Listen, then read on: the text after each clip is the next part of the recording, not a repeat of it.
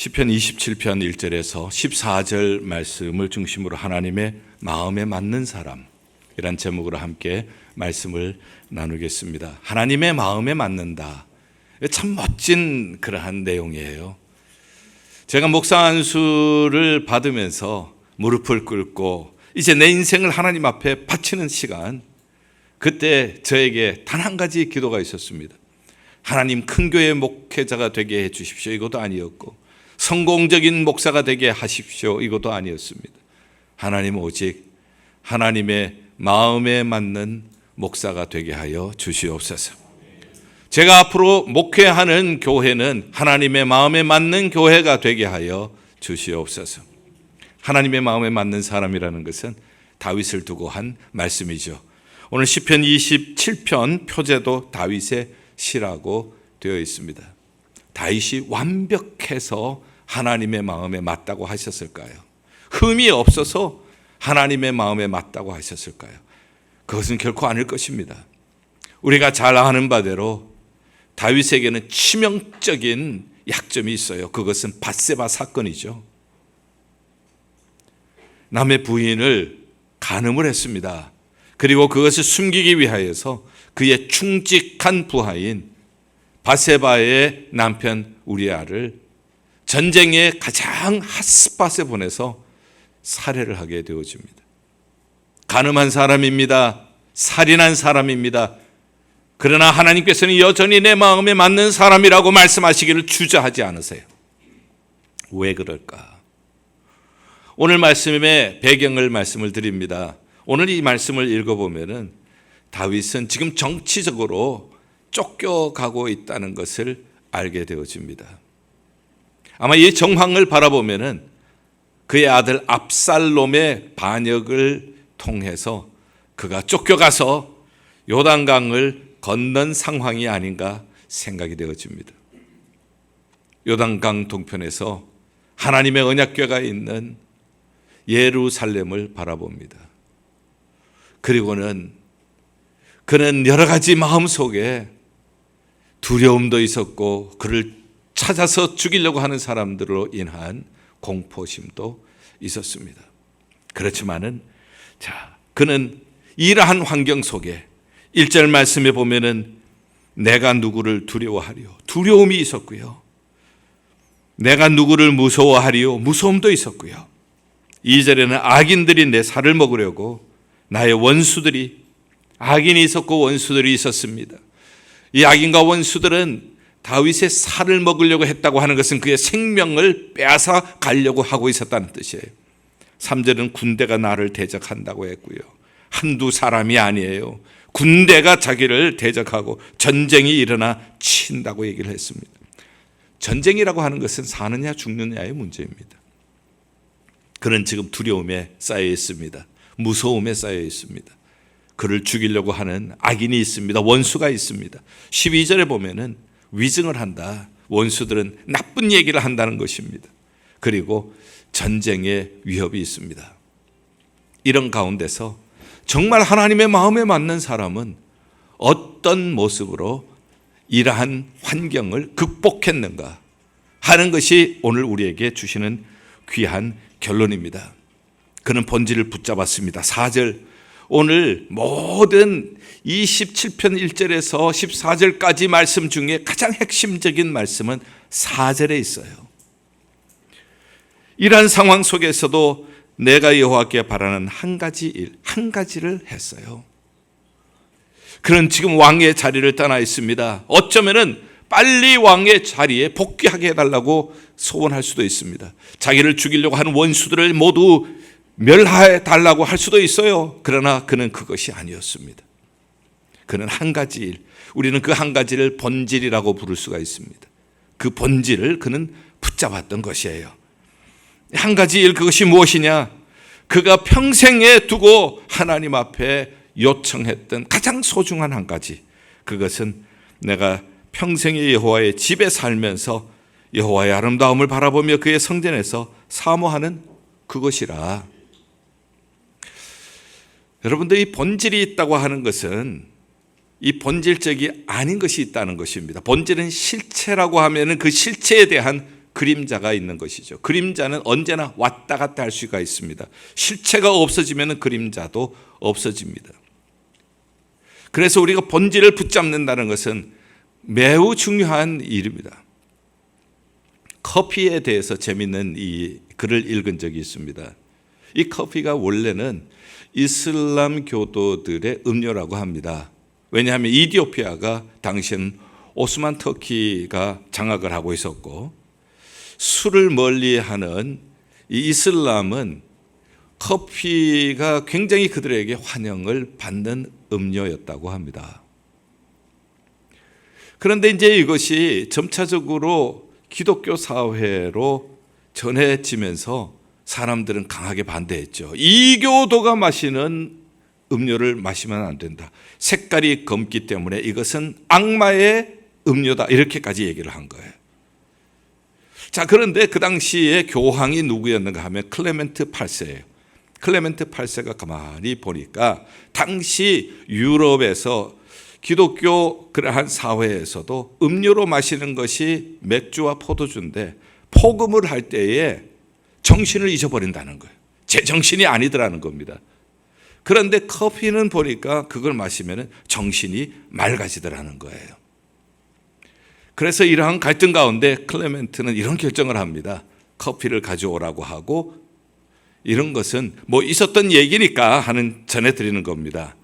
커피에게 세례를 베풀었다고 해요. 그리고는 이제부터는 이 커피가 거룩하게 되었으니 크리스찬들이 마시는 음료라고 선포를 한 거예요. 그때부터 크리스찬들도 커피가 더 이상 이교도의 음료가 아니고, 그리고 악마의 음료가 아니라 우리의 정신을 맑게 하는 음료라고 인식하게 되었습니다. 저는 결코 커피를 선전하기 위해서 이 말씀을 드리는 것은 아니에요. 중요한 것은 본질이라고 하는 겁니다. 커피는 마셔도 되고 안 마셔도 돼요. 그러나 본질은 반드시 일치를 해야 합니다. 본질은 반드시 우리가 함께 붙잡아야 합니다. 그것이 뭔가? 여호와의 집에 거하면서 여호와의 아름다움을 사모하는 것이에요. 여호와의 집이라고 할 때에 성전을 생각할 수가 있습니다만은 시기적으로 보면은 성전이 아닙니다. 왜냐하면은 다윗 이후에 솔로몬 때 성전이 지어졌기 때문에 여호와의 집이라고 표현한 것은 아마 성막이었을 것이다. 여호와의 언약궤가 있는 성막이었을 것이다. 그러면은 여호와의 집에 거한다는 것은 무슨 뜻이냐? 성막의 두 가지 의미를 기억하시면은 쉽게 해결할 수가 있습니다. 성막의 첫째 의미는 하나님의 임재입니다. 성막의 두 번째 의미는 하나님과의 깊은 영적인 교제입니다. 여호와의 집에 거하면서 하는 뜻은 하나님의 임재 앞에서 하나님과 깊은 영적인 교제를 나누면서, 그 다음에 4절에는 내가 여호와의 아름다움을 바라보며, 여호와의 아름다움은 뭘까? 하나님은 얼마나 아름다우실까? 외모를 얘기하는 것이 아닙니다. 여기 여호와의 아름다움은 다른 번역본에 보면은 이것은 기쁨이라고 번역이 되어 있습니다. 그것은 여호와 하나님과의 깊은 교제를 통하여서 하나님께서 주시는 내적인 기쁨을 얘기를 하는 것입니다. 하나님께서 주시는 이 기쁨을 바라보면서 그의 성전에서 사모하는 것이라. 그래서 하나님께서 주시는 이 기쁨을 가지고 내가 비록 지금 어려움, 고난 가운데 있지만은 하나님께서 주시는 기쁨은 어떤 어려움이 있어도 그것을 능히 헤쳐나갈 능력이 될 줄 믿습니다. 나는 그것을 사모합니다. 한마디로 정리하면 이렇습니다. 다윗이 붙잡았던 본질, 다른 것은 다 포기하고서도 지금 그는 쫓겨가고 그는 지금 생명의 위험을 느끼고 있어도 하나님 앞에 가장 본질적으로 붙잡았던 그러한 제목은 하나님의 임재 앞에서 하나님과 깊은 영적인 교제를 나누고 그를 통하여서 우리에게 주시는 하나님의 기쁨, 변함이 없는 이 기쁨, 이 기쁨으로 고난을 헤쳐나갈 수 있는 힘을 허락하여 주시옵소서. 하나님의 마음에 합한 사람은 누구인가? 실수가 없었던 사람이 아닙니다. 흠이 없었던 사람이 아닙니다. 바로 하나님 앞에서 이것만은 내가 놓칠 수가 없습니다. 나는 이것만은 반드시 붙잡고 말겠습니다 하는 바로 그것. 하나님의 임재 앞에서 하나님과 깊은 영적인 교제를 통하여 주시는 하나님의 충만한 기쁨으로 어떤 상황을 맞이할지라도 능히 헤쳐나갈 힘을 얻기를 사모합니다. 이런 사람을 하나님께서 하나님의 마음에 합한 사람이라고 불러주셨습니다. 그래서 우리는 이제 구체적으로 어떻게 다윗은 하나님의 임재 앞에서 하나님의 그 은혜의 기쁨을 맛볼 수 있었는가? 세 가지로 오늘 본문은 설명을 하고 있습니다. 어떻게 하나님의 마음에 합한 사람이 되었을까? 세 가지인데 첫째는요, 1절에서 3절 보죠. 여호와는 나의 빛이요 나의 구원이시니 내가 누구를 두려워하리요? 여호와는 내 생명의 능력이시니 내가 누구를 무서워하리요? 우리가 어려움도 있고 무서움도 있고 원수 대적도 있지만은 그는 결코 그림자에 의해서 흔들리지를 않고 본질인 하나님을 붙잡습니다. 그리고 그 하나님에 대한 담대한 믿음의 고백을 합니다. 여호와는 나의 빛이요 여호와는 나의 구원이시요 여호와는 내 생명의 능력이십니다. 성경을 보면은 성경 안에는 상징이 많이 있어요. 이 상징이라고 하는 것은 아주 강력한 파워가 있습니다. 상징은 우리의 생각을 자극을 합니다. 그리고 그 상징이 의미하는 바를 우리 안에 풍성하게 누리게 해주는 거예요. 지금 빛이라고 했죠. 이 빛이라고 하는 상징은 보세요. 하나님이 빛이십니다 하는 것은 두려움, 어두움이 있지만은 빛이 오면 어두움은 사라지게 되어 있어요. 내 삶 속에 아무리 어두움이 깔려 있다고 할지라도 하나님이 내 생명의 빛이십니다. 하나님이 빛이실 때에 두려움은 어두움은 물러가게 될 줄 믿습니다. 우리가 상징을 깊이 묵상을 하면은 우리의 생각 속에 하나님의 존재의 은혜가 풍성히 느껴질 수가 있어요. 구원이라고 하는 것은 물에 빠져 죽는 사람을 건지는 거예요. 하나님이 나의 구원이십니다. 나는 지금 죽을 지경에 있지만 하나님이 내 손잡아 건져주실 줄 믿습니다. 생명의 능력이라고 하는 말씀은 능력은 요새라고도 표현이 되어집니다. 그래서 하나님께서는 나의 요새입니다. 나의 강한 산성입니다. 그 안에 있는 사람은 안전합니다. 하나님은 나의 생명을 지켜주시는 분이십니다. 성경의 상징은 이처럼 우리의 생각을 풍성하게 믿음의 세계로 인도해 주시는 힘이 있어요. 그래서 그런 것을 선포를 합니다.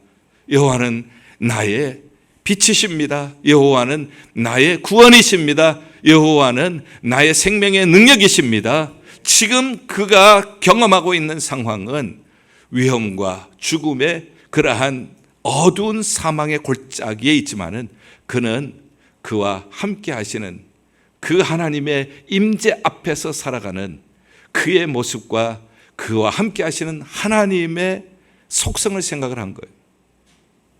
그래서 우리는 이 선포하는 것이 얼마나 중요한가를 배웠습니다. 민수기 14장에 보면은 이스라엘 백성들이 바란 광야 가데스 바니아에서 각 지파 12지파의 대표들을 뽑아서 가나안 땅을 정탐하게 했죠. 10명은 부정적인 보고를 하고 2명 여호수아와 갈렙은 긍정적인 믿음의 보고를 했습니다. 그 10명의 보고를 듣고 사람들은 모두 울면서 밤새워 통곡을 합니다. 애굽으로 다시 돌아가자고 얘기를 합니다. 이게 우리의 모습과 무척 닮았다는 거예요. 여러분도 우리는 10가지의 그러한 불평을 한다면은 우리가 믿음의 얘기는 2가지 정도밖에 하지 않는다는 거. 10대 이해라는 뜻이에요. 안 된다, 못한다, 죽겠다, 끝났다, 그냥 끝난 것도 아니고 끝장났다, 뭐 이런 식으로 표현하죠. 우리는 약해요. 거기에다가 우리는 죄성을 가지고 있어요. 습관이 되어 있어요. 부정적으로 말하는 것, 이런 것이 습관이 되어 있어요. 그렇다면 우리가 하나님의 마음에 맞는 사람이 되기 위해서 우리가 해야 할 것이 있습니다. 언어가 바뀌어야 합니다. 민수기 14장 28절 너희 말이 내 귀에 들린 대로 내가 시행하리라. 죽겠다고 했던 사람 광야에서 죽었어요. 우리가 올라가자 여호와께서 기뻐하시면 저들은 우리의 먹이라 우리의 밥이라고 얘기했던 여호수아와 갈렙은 가나안 땅에 들어가게 된 거예요. 너희 말이 내 귀에 들린 대로 시행하리라. 우리가 무슨 말을 하는가 하는 것은 생사가 달려있는 아주 중요한 일이에요. 고린도후서 1장 20절. 하나님의 약속은 그리스도 안에서 예가 되나니 우리가 아멘하여 하나님께 영광을 돌리게 되느니라.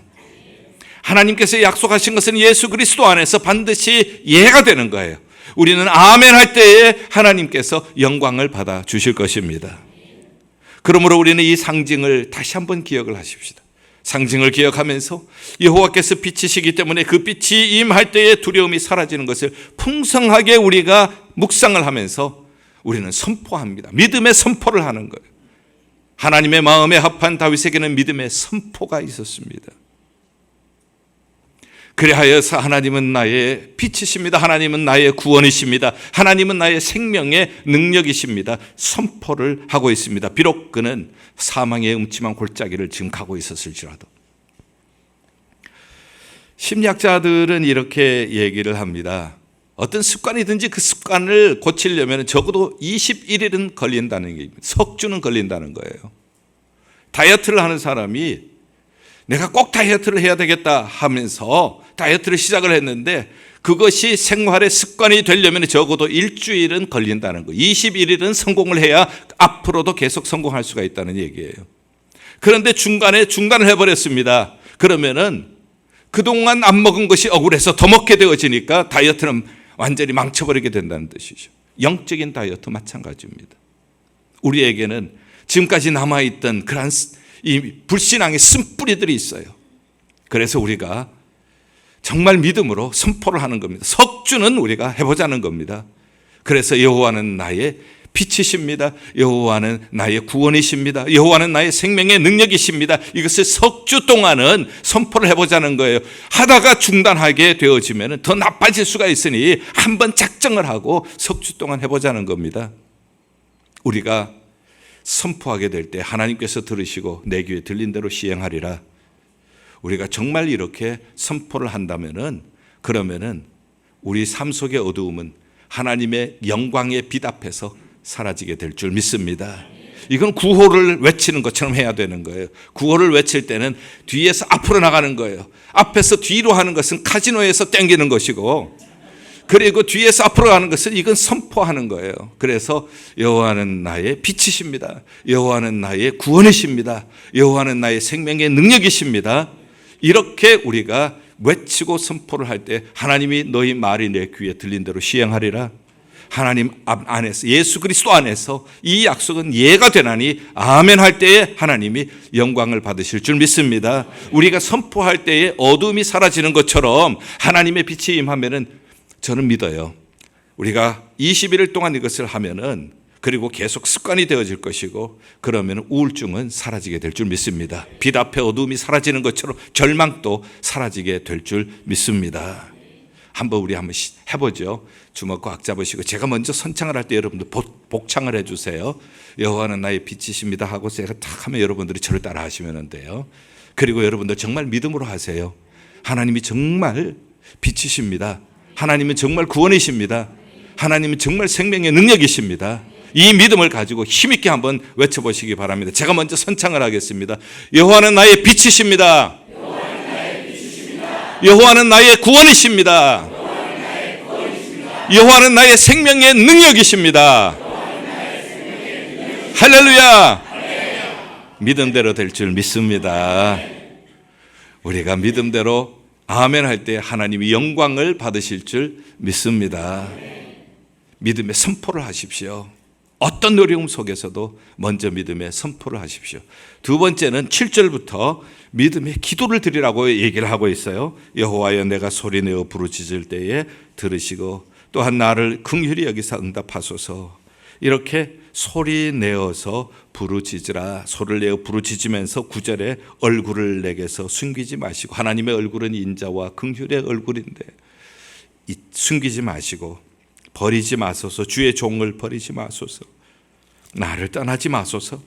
그리고 10절에는 내 부모는 나를 버렸으나 여호와는 나를 버리지 않으실 줄 믿습니다. 이거 뭐 굉장히 정말 하나님 앞에 완전히 매어 달리는 그런 기도가 아닙니까? 7절에 소리내어 부르짖으라고 얘기를 했어요. 우리가 소리를 내어 부르짖지 않으면요, 우리를 감싸고 있는 두려움이 들어오기 시작하고 무서움이 들어오기를 시작하고 원수들의 위증으로 통하여서 기분이 상하는 것이 들어오고요, 목숨을 잃어버릴까 하는 그러한 염려가, 미래에 대한 염려가 찾아 들어오게 되어져요. 제가 태어나면서부터 하나님께서는 저에게 좋은 성대를 주셨어요. 한 번도 제가 대학 2학년 때까지 목이 쉰 적이 없습니다. 어렸을 때 아무리 울어도 목이 쉬지를 않았어요. 그런데 대학 2학년 때에 처음으로 목이 쉬게 되었습니다. 그것은 고함을 질러서 목이 쉰 것도 아니고 노래방에 가서 밤새도록 노래를 불러서 목이 쉰 것도 아니었습니다. 제가 대학 2학년 때 저희 아버님이 목회하실 때 청년들을 데리고 산기도 훈련을 가셨어요. 밤 11시까지 집회를 하고 11시에 밖으로 내보냅니다. 그리고 새벽 기도가 새벽 4시 반인데 그때까지 들어오면 안 된다고 했습니다. 그래서 그 산, 소백산이라고 하는 산인데 경상북도 풍기역에서 내려서 2시간 걸어 올라가는 곳입니다. 빽빽한 수목이 우거져 있고요, 그리고 개울이 흐르고 있었습니다. 자, 그런 곳에서 밤을 새워 철야 기도를 해야 했었습니다. 낮 동안에 내가 밤에 기도할 장소를 이제 살펴놓아야 했습니다. 저는 가만히 보니까 이제 물이 흐르는데 그 물이 흐르는 중간에 큰 바위가 있어요. 그래서 그 바위 위에서 기도하면 좋겠다, 이렇게 생각을 했습니다. 그런데 그 소백산에는 뱀이 많아요. 그래서 땅꾼이라고 하죠. 뱀 잡는 사람들. 낮 동안에 많은 땅꾼들을 봤습니다. 그리고 뱀을 잡는 것도 봤고요. 그러니 제가 이제 기도하려고 자리를 잡고 있는데 뒤에서 뱀이 물을 타고 올라와서 바위 위로 올라가서 저를 무는 그러한 생각이 자꾸 드는 거예요. 그래서 기도하다가 조금 기도하다가 두려워서 기도를 할 수가 없는 거예요. 그래서 물소리가 들리는데 이 물소리가 들리면 연상작용을 해서 물을 타고 물뱀이 올라오게 될 것이다. 물뱀이 바위 위로 올라타서 나를 물을 것이다. 이런 생각이 들어오니까 물소리보다는 크게 기도를 해야 돼요. 한밤중에 물소리가 얼마나 크게 들려요. 그거보다 더 커야 되니까 소리를 다 해서 하나님 앞에 부르짖어 기도한 것이죠. 밤새도록 그렇게 기도하니 목이 가버리죠. 새벽 기도 시간에 함께 모여서 찬양을 하는데 저는 소리가 나오질 않아요. 그래도 감사했습니다. 내 평생에 내 성대를 하나님 앞에 기도하다가 드렸다는 것이 그렇게 감사했습니다. 아마 여러분들 중에는 이런 분들이 계실 거예요. 도대체 무슨 기도를 했길래 그럴까? 그 당시에 70년대 말에는요, 성령 충만이 우리 모든 기도의 제목이었어요. 모든 성도들의 가장 먼저 기도 제목은 성령 충만이에요. 하나님 성령 충만을 주시옵소서. 그리고 두 번째 기도 제목은 8남매가 살아가는데 아버님은 이제 목회자니까 가난한 목회자의 이 가정에서 이 교육시키는 것이 언제나, 교육비가 언제나 부모님들의 눈물의 기도의 제목이었습니다. 저와 비슷한 또래의 형제들이 모두 사립대학에 다니고 있으니 하나님 앞에 하나님 장학금 주셔서 부모님들의 그 걱정을 덜어드리게 해달라고. 이 두 가지 제목이었어요. 그래서 성령 충만을 주옵소서, 그리고 장학금을 주옵소서. 그렇게 밤새워 기도하다가 목이 가버린 거예요. 이제 방학을 마치고 개학이 되어서 학교를 가봤습니다. 장학금이 나와 있었어요. 저에게는 이것이 얼마나 큰 확신이었는지 모릅니다. 아무리 어려운 일이 있어도 하나님 앞에 큰 소리를 내어 부르짖을 때에 하나님께서 들으시는 줄 믿습니다. 하나님이여, 하나님이여, 하나님의 은혜와 자비의 얼굴을 숨기지 마시옵소서. 하나님이여, 나를 버리지 마시옵소서. 하나님이여, 나를 떠나지 마시옵소서. 하나님이여, 부모는 나를 떠나도 하나님은 나를 버리지 않으실 줄 믿습니다. 하나님 앞에 부르짖어 기도할 때에 하나님께서 반드시 구하고 찾는 자를 만나 주실 줄 믿습니다. 자, 이렇게 하나님의 마음에 합했던, 맞았던 다윗은 믿음의 선포를 했습니다. 믿음의 기도를 드렸습니다. 그리고 세 번째는 13절, 14절 보면서 믿음의 생활을 한 거예요. 선포만 하고 끝나는 것이 아니라 기도만 하면서 끝나는 것이 아니라 그는 믿음의 생활을 했습니다.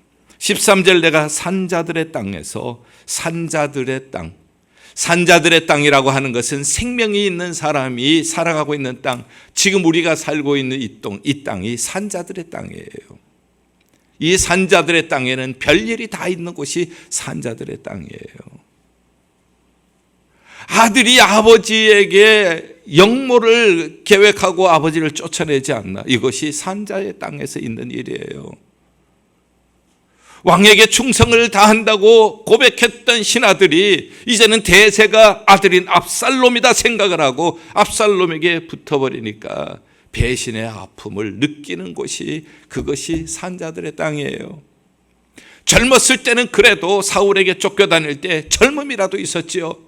이제는 노년이 되어서 아들에게 쫓겨서 피난 가는 이 모습은 얼마나 외롭고 쓸쓸하겠어요. 얼마나 비참하겠어요. 산자들의 땅에는 별일이 다 있어요. 그러나 그는 이렇게 고백합니다. 내가 산자들의 땅에서 여호와의 선하심을 보게 될 줄 확실히 믿었도다. 할렐루야. 비록 내가 이 산자들의 땅에 별일이 다 있지만은 나는 나의 본질을 붙잡고 끝까지 나는 하나님의 임재 앞에서, 하나님과의 깊은 교제 속에서 하나님이 주시는 기쁨으로 이 험한 세상을 헤쳐나갈 그러한 힘을 얻기를 원하나이다. 그래서 나는 믿음으로 선포합니다. 여호와는 나의 빛이십니다. 여호와는 나의 구원이십니다. 여호와는 나의 생명의 능력이십니다. 나는 믿음으로 기도합니다. 부모는 버릴지라도 하나님은 버리지 않으실 줄 믿습니다. 소리를 내어 기도합니다. 이렇게 산자들의 땅에서 여호와의 선하심을 보게 될 줄 확실히 믿었도다. 지금은 어렵지만은 하나님의 선하심은 반드시 나타날 줄 믿습니다. 영어 번역 중에 New American Standard Bible이라고 있어요. 거기에는 이것을 이렇게 표현을 하고 있습니다. I would have despaired unless I had believed that I would see the goodness of the Lord. 하나님의 선하심을 볼 것을 믿지 않았더라면 나는 벌써 절망에 빠졌을 것입니다. 마음에 와닿는 번역이었어요. 내가 이 세상에 살면서 수많은 어려움이 있지만 나는 하나님의 선하심을 보게 될 줄 믿습니다. 이것이 없었더라면 나는 오래전에 벌써 낙심하고 말았을 것입니다. 그러나 하나님의 선하심을 볼 것을 믿었기 때문에 나의 한 가지 본질, 왕으로 복귀하는 것도 아니고 원수를 물리쳐 달라는 것도 아니고 단 한 가지 본질, 하나님의 집에 거하면서 하나님의 아름다움을 보면서 그 은혜를 사모하는 것, 이것을 잃어버리지 않는다면 하나님께서 반드시 하나님의 선하심을 보게 하실 줄 믿습니다. 이것이 있는 사람은 이 확신을 가지고 믿음 생활을 하면서 나 자신뿐만 아니라 어려움이 있는 다른 사람을 도와줄 수가 있어요. 다른 사람을 어려움 속에서 이끌어낼 수가 있습니다. 그래서 14절에는 주어가 바뀌어버립니다. 지금까지 1절부터 13절까지는 I가 주어였다면 지금 14절에는 너는 You가 주어가 되는 거예요. 너는 여호와를 기다릴지어다. 강하고 담대하며 여호와를 기다릴지어다. 승리한 사람, 어려운 가운데서 하나님을 경외함으로 하나님의 임재 앞에서 하나님의 아름다우심을 맛본 사람만이 어려움에 있는 다른 사람을 이끌어줄 수 있는 사람이 될 수가 있는 거예요. 저는 아직도 잊을 수 없는 이야기가 있습니다. 부목사 시절이었어요. 갓 목사 안수를 받고 얼마 되지 않은 목회 초년병이었습니다. 그때에 갑자기 전화가 왔습니다. 그때 담임 목사님도 출타 중이셨고 지금 저 혼자 있었던 바로 그런 때였어요. 그런데 전화가 와서 젊은 부부예요. 어린 아들 둘을 둔 젊은 부부인데 남편이 밤에 운전을 하다가 졸음 운전으로 가드레일을 들어봤고 세상을 떠난 거예요. 그 이야기를 듣고 이제 급하게 신방을 갔습니다. 그 아내는 엉엉 우는데 얼마나 목나 우는지, 그러면서 나도 데려가라, 나도 데려가라. 왜 니만 가느냐. 평소에는 아마 존댓말을 썼을 수 있을 거예요. 그러나 이때는 왜 너만 가냐, 나도 데려가라. 이 아이들을 어떡하라고 너만 가냐, 나도 데려가라, 나도 데려가라. 아니, 목사는 신방 가면 예배를 드려야 한다는 것을 알고 예배를 드리려고 하는데 예배 드릴 수가 없어요. 얼마나 목을 놓아고 그런지. 목회 초년병이 이러한 목회 상황은 어떻게 핸들해야 하는지 몰라서 땀을 퍽퍽 흘리고 있을 때 함께 신방 가셨던 권사님, 이름도 지금도 안 잊어버려요. 30년이 지났지만 노봉남 권사님. 이 권사님이 이렇게 말씀하시는 거예요. 나는 6.25 때 남편을 잃었어. 그때 어린 딸이 하나 있었고 뱃속에 또 하나의 딸이 있었어. 그런데 나는 하나님을 믿는 믿음으로 시장에서 삭바느질 하면서 믿음으로 이 아이들을 길렀어. 그래서 다 대학 졸업하고 다 결혼하고 가정을 이루고 살아. 그러면서 하시는 말씀이 날 봐, 나도 살았잖아. 저는 그 말이 그렇게 힘이 있는 줄 몰랐어요. 날 봐, 나도 살았잖아. 그 말에 그렇게 목 놓아 울던 여자 집사님이 울음을 뚝 그치는 거예요. 그제서야 저는 예배를 통하여서 하나님의 위로의 메시지를 전할 수가 있었어요. 얼마나 그때 당황했고 난처했던 상황이었던지 그 권사님 이름을 지금도 잊을 수가 없는 거예요. 그리고 그 권사님이 하신 말씀, 날 봐, 나도 살았잖아. 사랑하는 여러분들도 이런 말씀을 전할 수 있는 믿음의 승리자들이 될 수 있기를 바랍니다. 날 봐, 나도 살았잖아. 아들에게 쫓겨가서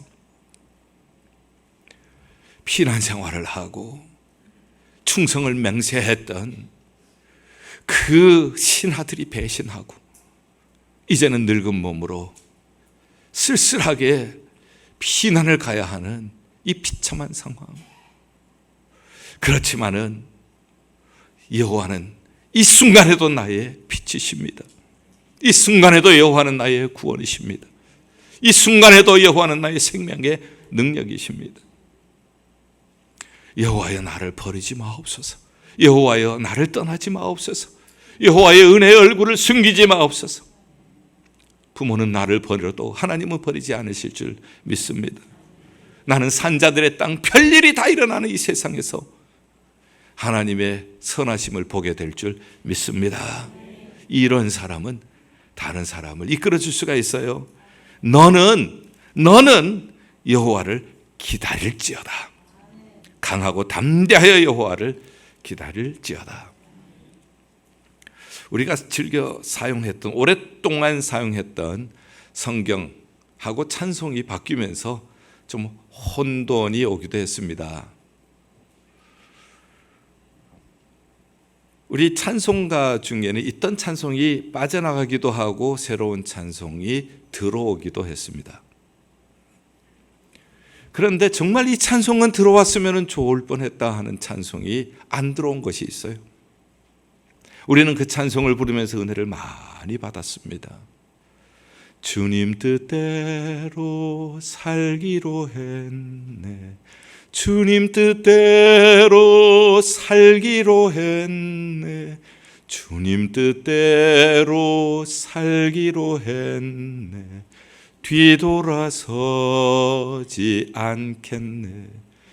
세상 등지고 십자가 보내. 세상 등지고 십자가 보내. 세상 등지고 십자가 보내. 뒤돌아서지 않겠네. 정말 이 찬송이 들어왔으면 얼마나 성도님들과 더 이 찬송을 많이 불렀을까. 찬송가에 들어오지 않으니까 이 찬송을 우리가 자주 부를 수 있는 시간이 없었던 기억을 하면서 아쉬운 감이 있었습니다. 그러나 얼마나 좋은 찬송인지, 어떤 상황이 있어도 주님 뜻을 먼저 세우면서 살겠습니다. 아무리 전쟁이 일어나고 아무리 원수가 나를 삼키려고 해도 뒤돌아서지 않겠습니다. 내 평생에 한 가지 소원밖에 없습니다. 여호와의 집에 거하면서 여호와의 아름다움을 보며 그것을 사모하는 것, 평생에 이것을 붙잡고 살아가겠습니다. 이렇게 살아갈 때에 하나님께서 반드시 하나님의 선하심을 우리에게 보여주실 줄 믿습니다. 산자들의 땅에서 살아가는 여러분들, 오늘 또 수많은 일들, 별 일들이 다 일어나는 산자들의 땅에서 우리가 붙잡아야 할 것은 하나님의 아름다움인 줄 믿습니다. 기도하겠습니다. 하나님 아버지, 다윗이 하나님의 마음에 합했던 것처럼 하나님의 마음에 맞는 성도들 되게 하여 주시옵소서. 하나님의 마음에 맞는 가정이 되게 하여 주시옵소서. 하나님의 마음에 맞는 교회가 되게 하여 주시옵소서. 예수 그리스도의 이름으로 기도하옵나이다. 아멘.